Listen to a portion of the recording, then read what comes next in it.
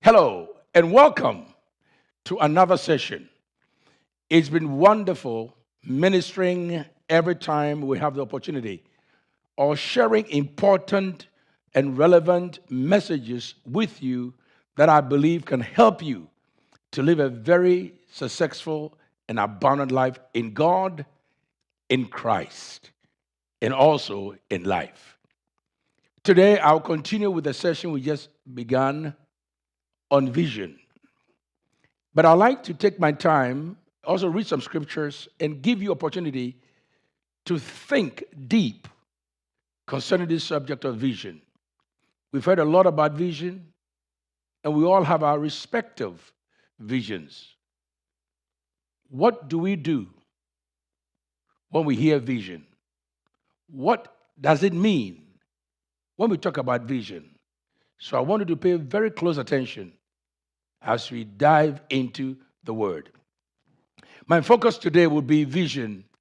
Is yours positive or negative? I've explained that we all have vision. We all have visions. Every one of us. At least we anticipate. We have a mental picture or image of the future. We hope for the best. And there are times some don't hope for the best, but rather hope for the worst. So as we deal with vision, is yours positive or negative? I want you to pay close attention and let's get some practical things here. You know, when we talk about vision, it is good for us to know that the fact that you have a vision does not necessarily make you a visionary. Everyone has a vision, but not everyone is a visionary. When we talk about vision, we're talking about a mental picture of the future, or an image, or what we expect to be, even though it is not materialized in the natural. But there are individuals in life who seem to have vision, and it's not just one vision, but they live it. They go through one vision, and when the assignment is, when they are done with one assignment, they move to another vision. So you have what you call visionaries. They constantly come up with new strategic, amazing ideas, plans, and literally can give you a prospect of the future. When you find a visionary, it's often difficult to slow them down. A visionary is one who doesn't get deterred easily. Their mind is not only made up, but somehow they stand strong in their personal convictions. So I'll mention these things back and forth, convictions and whatnot. So I want you to understand the fact that you have a vision does not necessarily make you a visionary. Many of us can have visions and eventually abandon the vision. It's so common. There are those who start with good visions, but somewhere along the way, they just drop it and they move to other things. But when you find a true visionary, it is very difficult to deter them. They are stable, consistent. They move from one aspect of a vision, they bring it to a fruition, and they move to another. I am really impressed with visionaries. If you happen to be one, there are those around you who may not understand you. And if you happen to work with one, don't let your lack of understanding make you back off. Because visionaries are usually exciting people. They can provoke you to action and they can cause you to see things you've never seen before, even though initially things may look a little murky. You know one thing that is true? The Bible tells us in Proverbs chapter 23, verse 7a, it says, "For as a man thinks in his heart, so is he." You are the sum total of what you think. Whatever you think is you. You is what you think. When you find a person who is a visionary, it is very easy to see, or it's very easy to identify their resilience. They constantly see things you don't see. They hear things you don't hear. And they seem to be persuaded when others are dissuaded. As a man thinks in his heart, so is he. You cannot think left and walk right. Whatever you think is you. So be careful what you think and how you think. Again, vision is creating an image of a better future. But to many, it is not the case. And I'll give you an example of those who focus on negative visions. When we worry, we create a picture of the future. When you worry, you create a picture, an image of the future. Remember, we have past, we have present, and we have future. Every one of us can tell story and write books based on our past experiences. We've all had experiences. Every one of us have had experiences. Some good, some not so good. Some ugly, some not so pleasant.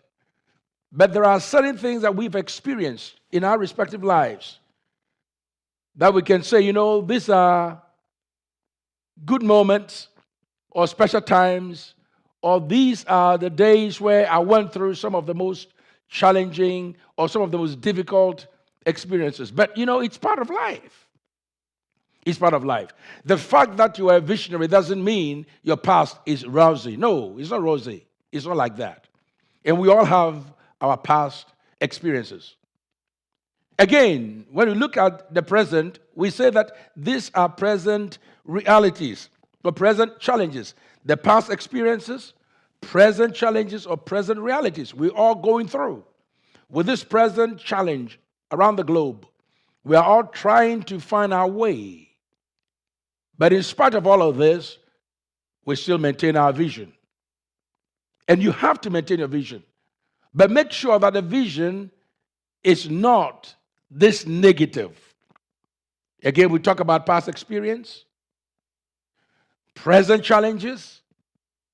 And the truth is, none of us know much about the future. It's only God who can tell us what the future looks like. Or those who have discernment that can tell you that I have a feeling that the future will look like this. But I say to you again, we are all trying to find our way to a better future. So right now, what we are dealing with is present challenges. What is ahead of us is future uncertainties. But you can have a vision based on the future that is negative. Again, forget about your past experiences. Let's talk about our present challenges. We're having our challenges. Will you project your present challenges into the future and make it worse than what it is? We all have to deal with the future. Yes, the future is uncertain. But don't create worries. Because if you create worries, you are creating a future for yourself that will be full of misery. Don't do that. Don't do that. I'll give another example. When we consider our present circumstances, let's say with our families, with this COVID crisis, with our finances, with our jobs, and even with our respective countries, sometimes the future may cause you to be afraid because of the uncertainty. And things may look pretty bad, but you shouldn't project your vision of negativity of the future and make it a present reality. Don't do that. So what I'm trying to say simply is this. Don't use your past negative experience and project it into the future. In spite of your present challenges, always believe and always know that you can make the best out of it. Because as a man thinks in his heart, so is he. If you think you are a failure, of course you are. And you are because you gave yourself permission to be a failure. If you think you are a loser, of course you are, because you are making yourself believe you are a loser. And nobody can force you to change your mind but you. And it's a decision that you make. Again, having a vision. Is yours positive or negative? Let's talk about the weather for a minute. We always hear through the weatherman that the weather will go this or go that way. But you know, at the end of the day, it will change. But if you expect what he has said to direct your life for the next 20 years, then it's your mindset. You can create negative out of everything. You can live a suspicious life if you choose. You can live a doubtful life if you choose. Whatever you think is who you are. As a man thinks in his heart, so is he. I have learned that in life, in spite of our uncertainties, we can trust the God who knows everything with our unknown future. If you can trust God with your unknown future, you're safe. Because God manages tomorrow. And you have to at least believe that if He's able to bring you through your bad experiences, negative experiences, challenging experiences, and to bring you into a safe land or a safe time, He can watch and take you through the future. So you should make sure that your mind does not attract the negative so that your vision becomes negative over and over again. It is not right. Don't dwell on the negative. Learn to be positive. Learn to be positive. Learn to be positive. That means there are some things that we have learned, or there are some things that we have adopted. There are some things that we have inherited that are not too good for us. And as a result of it, is hindering, impacting, and affecting our vision. If you want to see life, you have to be optimistic. If you want to enjoy life, you've got to be optimistic. If you have to see a better future, you've got to be optimistic. Don't just go through life with negative and negative and negative. Yes, you've had bad experience, but this is a new day. Yes, you don't know what tomorrow brings. It's uncertain. But again, because your faith and your confidence in the God who controls tomorrow, you know that you are going to have a safe landing. Let me make this quote clear again. It is better for you to trust the known God with your unknown future. Don't live life being negative. Because if you live life being negative, not only do you attract negative, you exude negative. What you bring in is exactly what you bring out. You breathe in, you breathe out. You take in, you give out. And you can't give what you don't have. So whatever you have is what you give. So if you are giving a negative vibes because of the way you think, then it's what you're taking in. So you've got to learn to do things a little differently. You see, when you look at biblical characters, we can learn a lot through biblical characters because many times we read the Bible, we learn about characters, and we just remove ourselves from the reality of the experience. But whatever the experience then are the very things we're experiencing now. And one particular story that comes to mind is Numbers chapter 13. This is about Moses and the people of Israel. I want you to pay close attention. And if you can make notes, please do so. This story about Moses and the people of Israel is something we can learn from. You can see clearly positive vision and negative vision. You can see clearly positive vision and negative vision. I mean, what you see as a result of what you think is what you produce. What you see as a result of what you think is what you produce. In another way, what you think is what you will see. Therefore, you produce what you think. As a man thinks in his heart, so is he. There are some people, no matter what, they are very optimistic. In spite of all that happens, they're optimistic. And I want to say to you, if you're a believer and you lose your joy, don't blame it on the devil. Many times it's because of your outlook. the way you look at things, the way you process things, the way you see things around you. You should always see things in a different light. Being positive. There's nothing wrong being positive. There are so many people who don't like to hear the word positivity because they live the life of negativity. They like to be negative. Everything is negative. Everything is down. Everything is negative. And they always see the devil in every bush. They always see everything demon, everything demon. There are some people, all they see is demons. That's their dream. Demon. There's a demon here. There's a devil here. There's a devil here. Every time the devil, and they make the devil bigger than what the devil is. You have to make God bigger and make the devil small.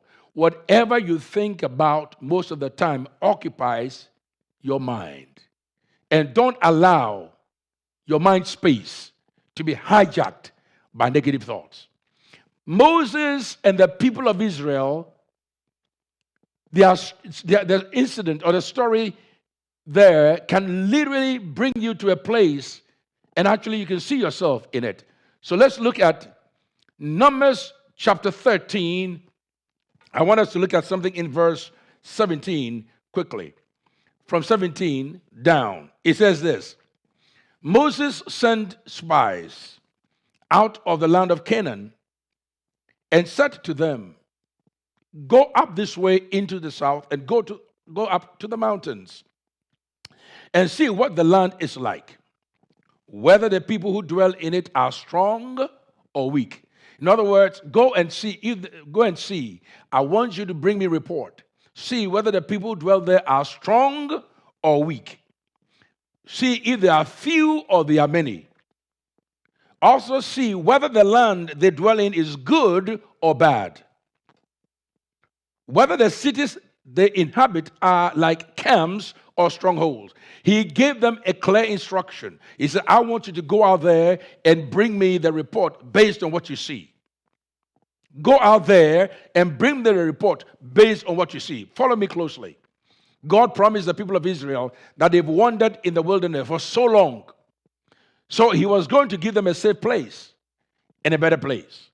And as a result of it, he said, listen, I want you to go and take a look at the place that will be your future home. Go and inspect the place and bring me a report. Take your time.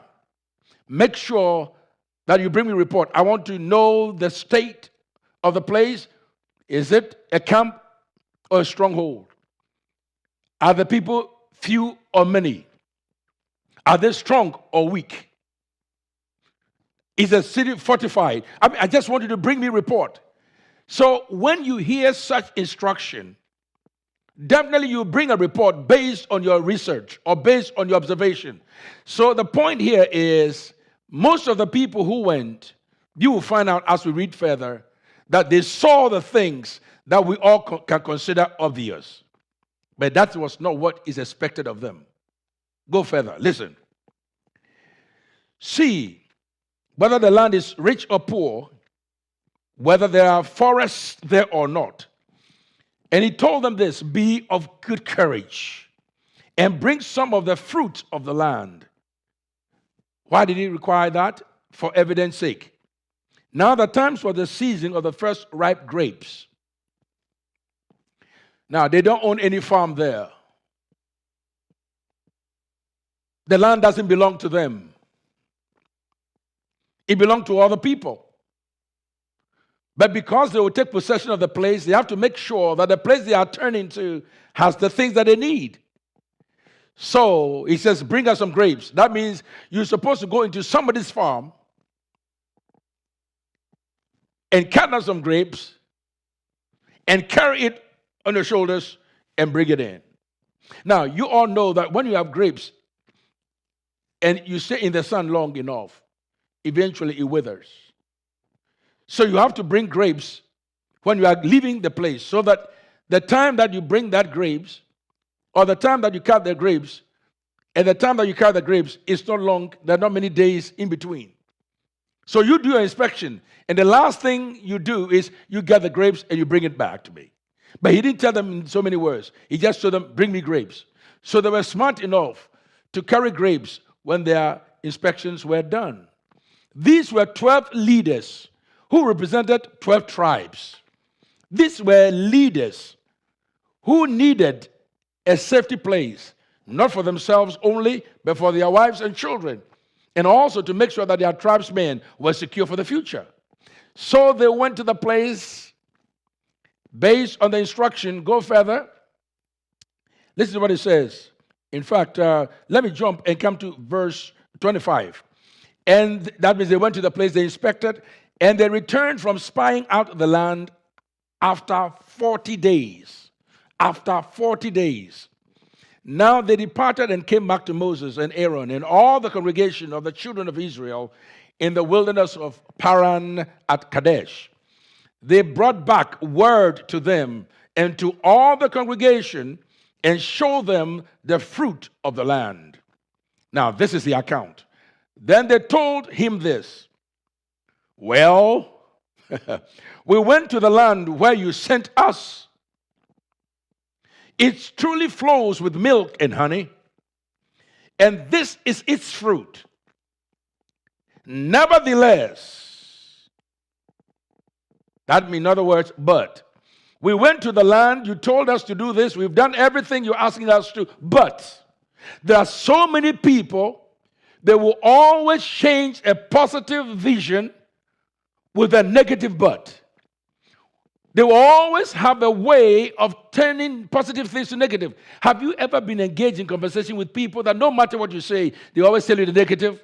I personally don't like people of such for conversation. I love them, but I don't like their company. There are some people, no matter what you say, they will always tell you the negative. And this is a spirit. Negative is a spirit. And if this negativity gets into your spirit, it will affect your vision. You will live a life full of negativism. And you attract negative people because birds of the same feather flock together. You like the people who think like you. As a man thinks, so is he. And your thinking process has a lot to do with the impact of your vision. Your thinking would influence your vision, and your vision will be influenced by your thinking. So here again, they went, they spied the land, and they were supposed to come back with good report. Be careful who you hang with. Be very careful the people you spend time with. There are some people, no matter how much you love them, you care about them, the longer you stay with them, the less positive you become. Because they have this negative energy, and they speak negative words, and they act negatively because they think negatively, and everything about them is negative. So if you have a person of such in your life, your vision will not go anywhere. The moment you start to have a vision, they'll shoot it down. The moment you begin to be inspired by a vision, they will bring up a negative vision of theirs, of someone else, to kill yours. He said, bring me a word. And they may declare to him, we've been there. We've been there. We went to the land. Verse 27, we went to the land where you sent us. It truly flows with milk and honey, and this is its fruits. Nevertheless, the people who dwell in the land are strong. The cities are fortified and very large. Moreover, we saw the descendants of Anak there. He didn't ask them to see if the Anakites were there, but they added it to their case to justify why their negativism is valid.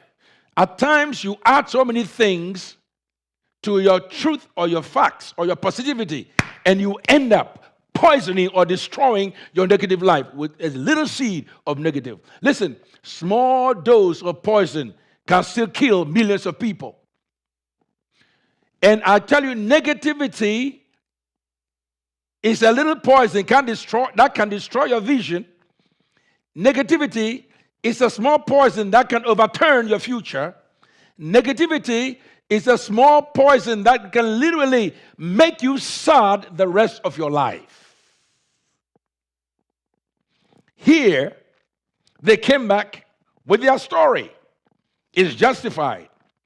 They said, we saw the Anakites there, and the Amalekites dwell in the land of the south. The Hittites, the Jebusites, and the Amorites dwell in the mountains. And the Canaanites dwell by the sea and along the bank of the Jordan. Verse 30. When they said all these things, one of the guys by name Caleb, there are 12 spies, Caleb said something, and I wanted to watch this. Verse 30.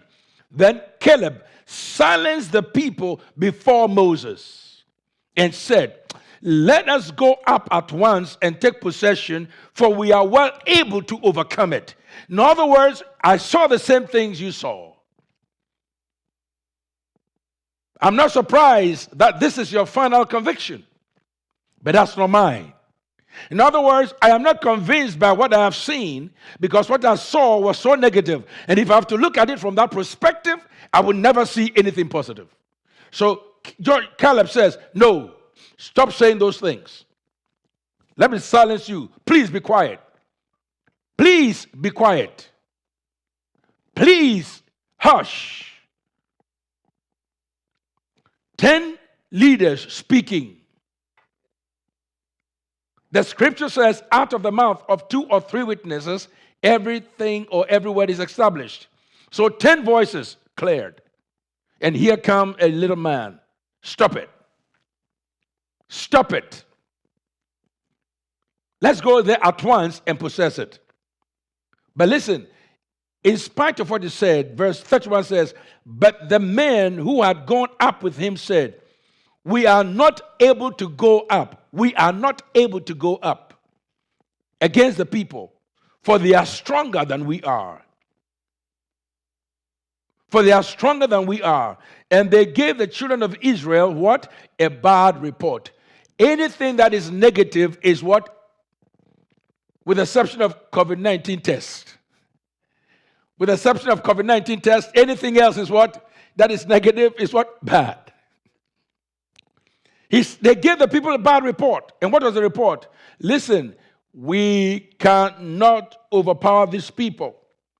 The land through which we have gone as spies is the land that devours its inhabitants. They were adding up. When a person is negative, they add up. They make stories. It's all in their minds. When you find a negative person, they think differently, and you can't convince them. Don't you waste your time trying to convince somebody who is negative. Don't.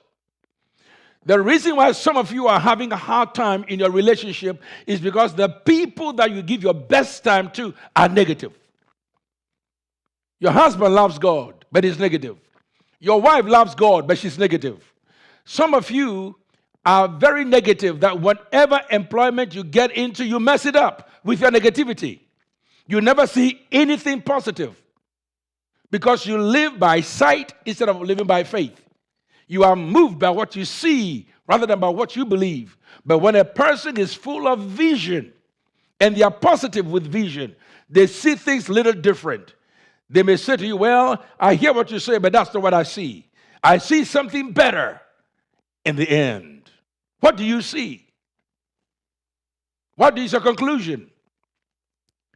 They went on to say, we saw giants there, the descendants of Anak. Yes, they came from giants. And it says that we were like grasshoppers. We were like grasshoppers in our own sight. And so we are in their sight.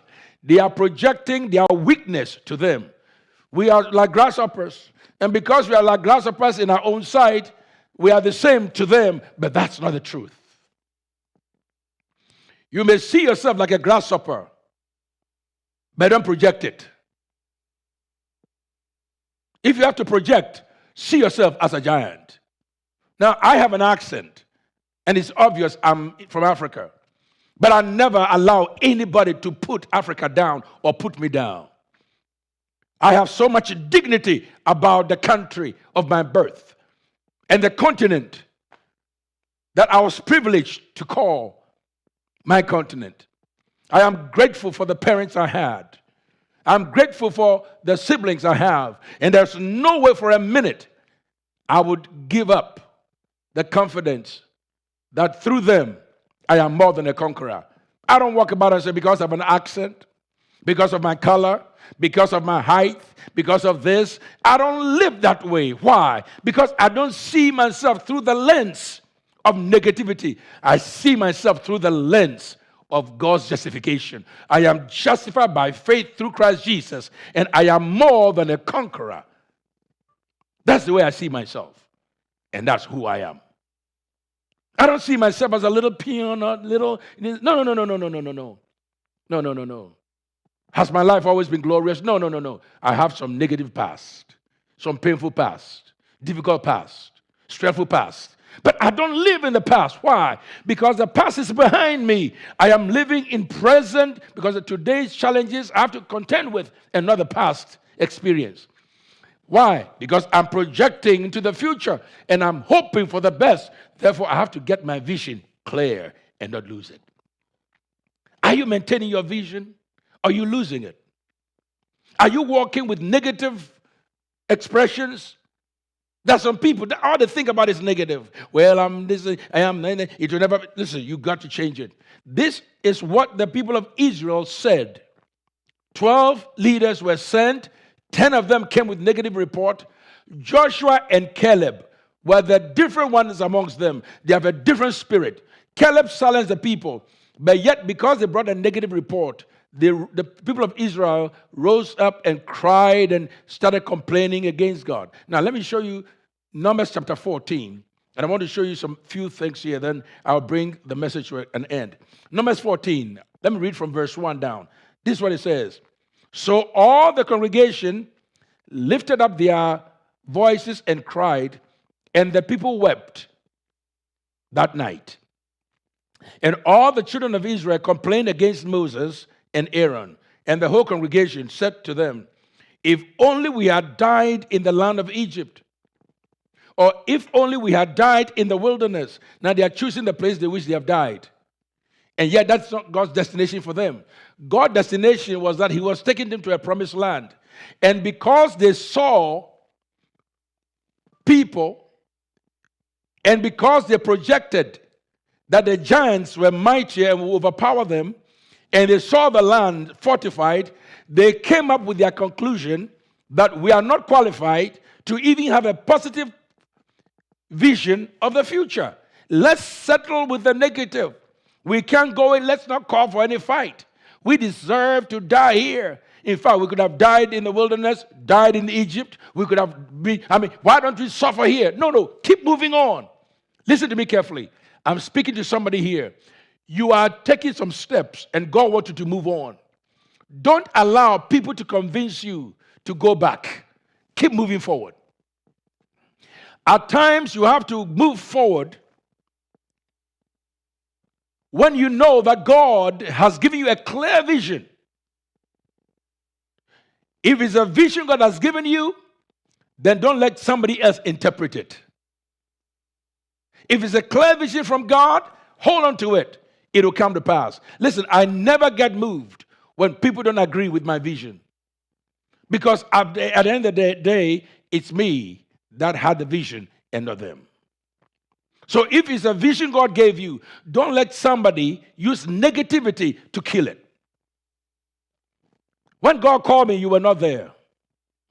When I was struggling, you were not there. When I was hungry, you were not there. When I was being persecuted, you were not there. When I was failing, you were not there. You only saw a finished work. Therefore, if you are encountering my present challenges, or you see me in a challenge, don't think the vision I have is dead. Because through it all, your vision will take you through valleys and shadows of death. But the vision will always sustain you. You've got to be positive in the vision instead of being negative. Is your vision positive or negative? Here the people of Israel complained. They even complained that what happens to our wives and our children? We better as well return to Egypt. And they said one to another, Moses is not qualified to be our leader. Can we get somebody else to lead us? So Moses and Aaron fell on their faces before the assembly of the congregation of Israel, and the children of Israel. And listen to what it says from verse 6. But Joshua, the son of Nun, and Caleb the son of Zephaniah, who were among those who had spied out the land, tore their clothes. And they spoke to all the congregation of the children of Israel, saying, the land we passed through to spy out is an exceeding good land. What you see as a land of deter, they saw it as a land of opportunity. That is why I say to you, you always have to look beyond the things that is obvious. May I take a moment and speak to you out there? There are so many Christians today who are discouraged because their expectation didn't come to pass. There are so many husbands discouraged because the expectation didn't come to pass. Many wives and many children. The fact that it didn't happen doesn't mean it will not happen. Because God has a way of making everything beautiful in His time. Because God is a God who honors vision. God is a God who honors faith. And God is a God who makes the weak declare, I am strong. Is your vision positive or your vision is negative? I'm asking you a question. Is your vision positive or negative? You always live by what you read.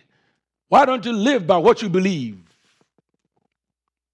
You always live by what people are saying. They say this. One thing I hate is people telling me what people are saying. They said this. I said, wait a minute. I am not living by the opinions of people. I live by the opinion of God and the leading of the Holy Spirit and what is right. I don't let people tell me what they think I should be doing. I do what the Spirit tells me to do and what my conviction leads me to do. I hope you're holding on to a positive vision rather than to a negative vision. Joshua and Caleb, they made this statement. They said, the land we passed through, to spy, is a land that is exceeding good. Verse 8, if the Lord delights in us, then He will bring us into this land and give it to us, a land that is flowing with milk and honey. Only do not rebel against the Lord. What you are doing and what you are saying to Moses is just rebellion. Let's not rebel against the Lord, nor fear the people of the land, for they are our bread. Their protection has departed from them, and the Lord is with us. Do not fear. One thing Moses told them when they were going to the land, he says, be of good courage. Here, Joshua and Caleb were the only ones who understood that instruction. 10 of them came with a negative report. 10 of them. I try to make sure that in my own house, my home, my children don't run my home, my family don't run my home with negativity. I don't do that. If it's negative, I let it stay out of the door. Everything I have to do have to be what? Positive. What do you mean positive? Positive doesn't mean you don't go through challenges. Positive means that you are doing what you know by conviction to be right. That's what it is. Joshua and Caleb silenced the people. They said, God is with us. Let's not fear. The people will be like bread to us. The land belongs to us. The people's protection is gone. Let us go out there and take care of this. They demonstrated that what they saw with their eyes could not influence their vision. They had vision to be settled in a better place. Do you know that if you have a vision to settle in a better place, what you go through right now will not be a detour? You just see it as opportunity to resist and persevere. What you hear is what you will see. And what you see is based on what you hear.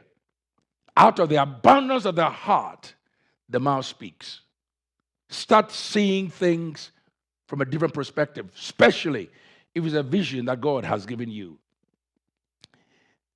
Listen, the people of Israel had a negative attitude, but Joshua and Caleb had a positive attitude.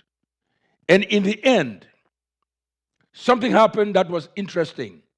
45 years later, Caleb was 40 years old when they went to spy the land. 45 years later, by this time, many people have died, and all those who did not believe or speak the same things that Joshua and Caleb spoke, they all died because they followed their leaders. Goes the leader, goes the people. If you are a father, speak positive and think positive. If you are a single mother, single parent, think positive, speak positive.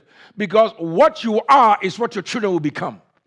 If you are negative, your children will be negative. I don't care how smart you are. I don't care how powerful you are. If you are negative, it will affect your great-grandchildren. The fathers will eat sour grapes, and the children's teeth will be set on edge. If your vision is negative, you're always afraid of demons, devils, stop it. Stop it. Stop it. If you're afraid of demons, then stop praying and ask God to protect you. Protection is positive. And if you want something positive, act positive. Don't be asking God for a blessing, and yet you always be thinking of what? Curses. Be positive. Be positive. 12 leaders came with a negative report. 12 leaders went out. 10 came with a negative report. But 2 of them, Joshua and Caleb, saw things differently. They said, don't break our hearts. We can possess the land. The people are no problem. God is with us. 45 years later, watch this. Joshua chapter 14. I want to read from verse 10. Listen to this, to 14. Now, behold, the Lord has kept me alive. Caleb speaking. He said, these 45 years, ever since the Lord spoke this word to Moses, while Israel wandered in the wilderness. And now here I am today, 85 years old. 85 years old. As yet, I'm strong this day as the day that Moses sent me. You see, when you have a positive outlook and your vision is positive, you live long. But when you have a negative outlook, you die early. You wither early. You are miserable early. You push people out of your life who are positive. Instead of attracting people who are positive, surround yourself with people who are positive. And whenever you are with them, lend them your sincerity so that they can help crush your negative spirit, your negative talking, your negative beliefs, your negative attitude. Whenever you are with people who are positive, don't try to influence them. Submit and hear them. By the way, if you have mentors who are negative, run away as fast as you can. If you go to a church and your leaders are negative, leave as fast as you can. If you go to a place, all they do is condemn people, always talking negative about people, you don't need to be there. Leave the place. You have to surround yourself with people who believe in positive vision. When they do correction, it's constructive. And when they speak, it's inspiring. You need positive people.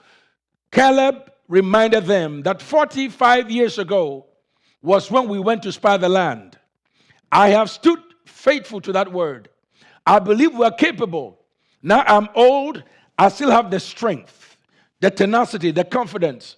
I saw it the way it was declared.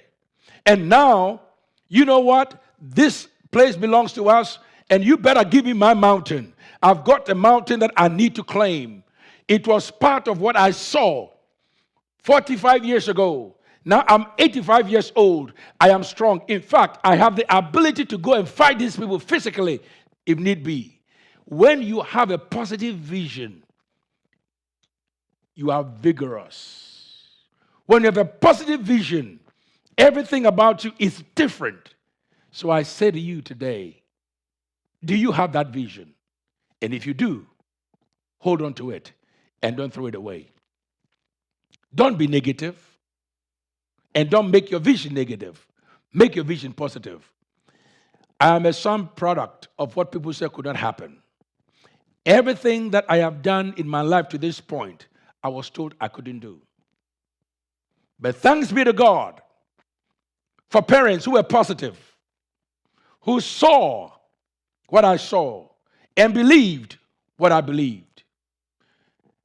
They spoke positively to inspire me to hold on to the vision and never give up. Today, thank God, that vision is working. Let me tell you, over 10 years ago, 10, 12 years ago, we decided to build the Global Leadership Center. When we started, there are those who were with us who thought this would never become a reality.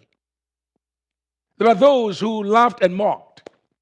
How can you build a Global Leadership Center right here in the Research Triangle Park? It can never be.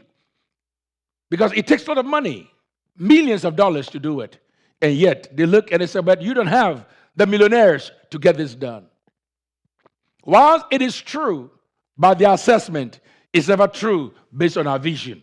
Because if you have a vision that is God-inspired, that vision will be costly. Any vision that is cheap, you can pay yourself. But any vision that you cannot pay, God writes the check. God knows how to take care of big visions. Because if He gives it to you, He will make it a reality. And in some few minutes, we are going to walk you through so you can see what faith can do and what a vision that is clear can do. We were not building this for people who were 20 years gone. We're building this for the present and the future. There are many people who are joining in or coming in now to see the purpose and the use of the Global Leadership Center. Now, more than ever, people are saying to me, you have a big vision. Because the things you were talking about many years ago that we do not understand, now we see why it's critical. The world needs leaders. The world needs a place of inspiration. We realize how you don't make church boring. You don't just tell us stories, but you give us something practical that we can live by on a daily basis. This is what it's all about. Listen, faith, Christianity, God, is not all this in the sky kind of thing. It's living it here, practicing it here, and enjoying the blessings of God. Then hereafter, God will take care of the rest. Many years ago, this vision came to us to build a Global Leadership Center, and we've been faithful and committed to it. Now we're going to show you a clip of it and see what has happened and what can happen to your own vision. If God gave you the vision, it may cost more than what it cost us to build this, and we're still building it. And it's soon to be opened this year, this very year. And I want you to see when you are surrounded by people. I have great people around me, and I attribute the success of this vision to the positive voices around me. These are my Calebs. Both men and women, they are Calebs. When so many people, 10 leaders or many will move on, we still have our Calebs. Because the important thing is we are building for the future and doing something that will impact the world. Watch what this Global Leadership Center represents. And at the end of the message, I want to give you opportunity to give generously and give freely to a good cause. You are giving to a vision that will add up to your own vision. If you make it happen for someone, it will make it happen for you also. We want you to share us on all the various platforms, follow us, and also let all of your friends know that you do life with Life International. Watch this, and God bless you. Hello, my dear family. Today I'm standing right here at the Global Leadership Center. This is the building we've been looking for and waiting patiently for all these years. It's become a reality, and I would like to give you a quick tour so you see where we are and the place where you will be coming to very shortly so that we can celebrate God's goodness and also touch the world with His love and also train people who will impact their generation.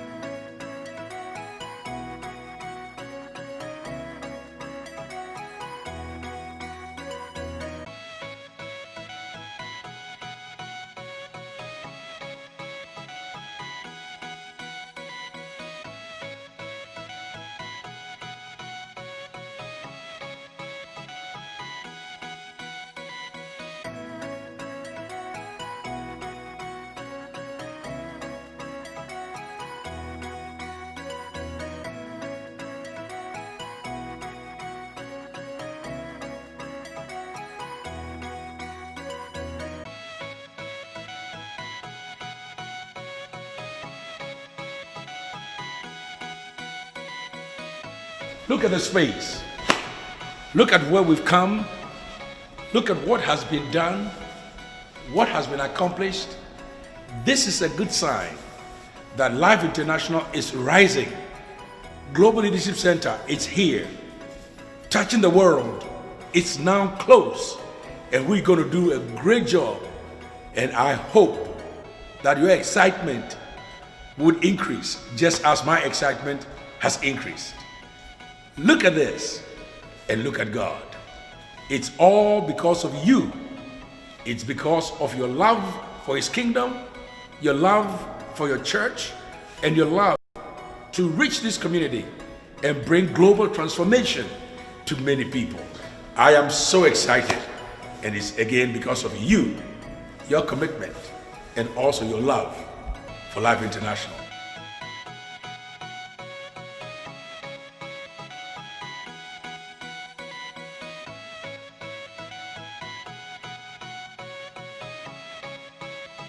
Thanks for watching. It is our joy and desire to come to you every time with these uplifting, powerful messages that can help you to achieve your goal and fulfill your destiny in life. Don't forget to watch us and subscribe. At the same time, follow us and share us on your various platforms. Please support us through your giving. And it's through your giving that we are able to reach out to the masses and give the people what we are giving you today. God bless and see you soon.